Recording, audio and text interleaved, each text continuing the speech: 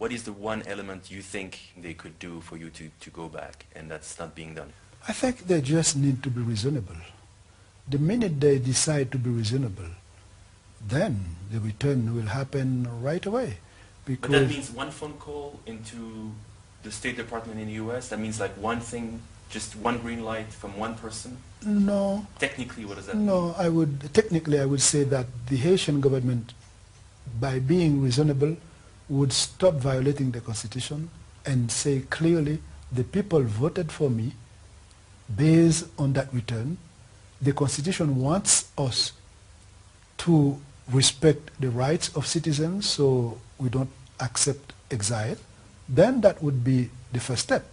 It's really the Haitian government to the South African government. As a matter of fact, I don't have a passport because my passport is expired, so it's not valid.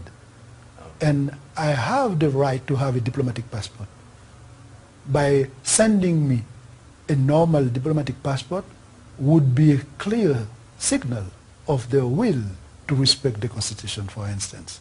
How do you want to deal with Lavalas in Haiti? They tend to use the fact that you are the national leader, but you're not in Haiti, to disqualify Lavalas.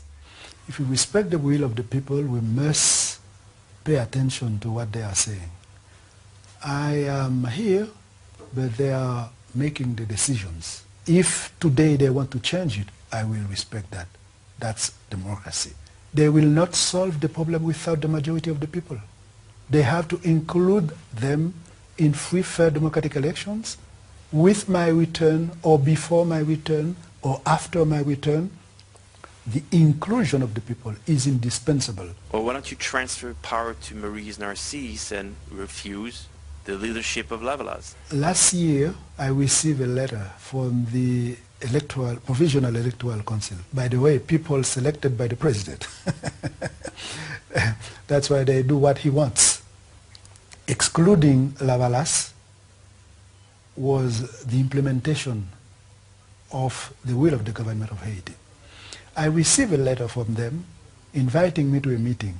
And I said, oh, that's good. I will go, I'm ready.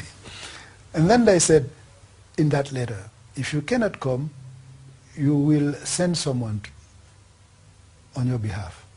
Okay? I reply in a letter which became public, asking Dr. Maurice Narcisse to represent Lavalas and to present the candidates of Lavalas based on that letter that I received from the Provisional Electoral Council, the 1808. Because the game was, they will send a letter to me and they assume I would not answer, and they would tell the Haitian people, look at, he doesn't want you to participate in the coming quote-unquote elections. So it's to say they are using pretext to pretend that they are intelligent and hide the truth. They cannot hide the truth. And they claimed it was a false, I think, even, right? They said it was not your signature. They said that mandate should be validated by a Haitian consulate in South Africa, when they know in South Africa there are no representatives of the Haitian government. Mr. President, thank you so much for your time. My pleasure.